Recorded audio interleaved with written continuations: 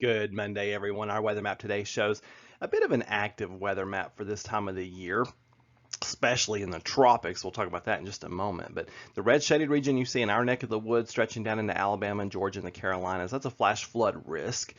Any of these slow-moving showers and storms could certainly lead to some rising waters in a short period of time, so be mindful of that. We have Hurricane Franklin out in the Atlantic. That is a major hurricane now, the season's first major hurricane. He will stay out to sea thanks to this front that's pushing through the eastern U.S. Tropical systems cannot cross fronts, so he'll have to be forced out to sea. And then we see Tropical Storm Idalia, which will more than likely soon be Hurricane Idalia, moving up into the Gulf. She is moving north this morning, and so we'll be entering the eastern Gulf of Mexico shortly, and will likely rapidly intensify into a significant hurricane that will impact Florida this week.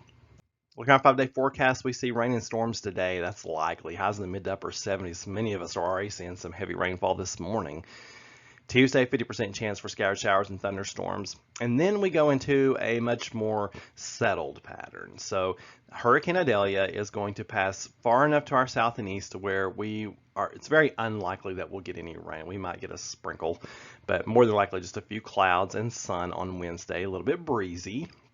But the humidity will be rather low, and the same is true for Thursday and Friday. Because the hurricane is pushing so far to our southeast, it will clear our skies out, give us a northerly breeze, and we will have quite pleasant conditions, it looks like, come Thursday and Friday. So if you have outdoor plans for the end of this week, looking absolutely superb.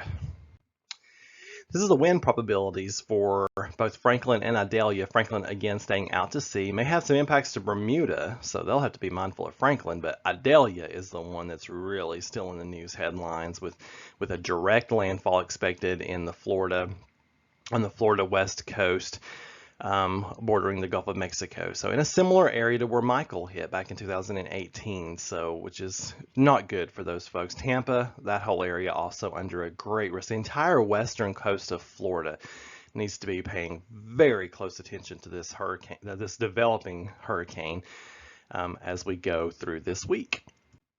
On this day in 1898, torrents of rain accompanied by a furious wind upset the rain gauge at Fort Mojave, Arizona, so they don't know how much it rained.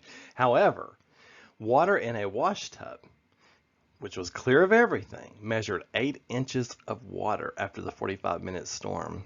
Sounds like a pretty good accurate measurement, really. 1959, Lieutenant Colonel William Rankin bailed out of his plane at a height of 46,000 feet into a violent thunderstorm and lived to write about the 45-minute journey, which normally would have just taken 13 minutes. He described it as one of the most bizarre and painful experiences imaginable. Well, you know what, Colonel Rankin? You can have that, because I have no interest in doing that.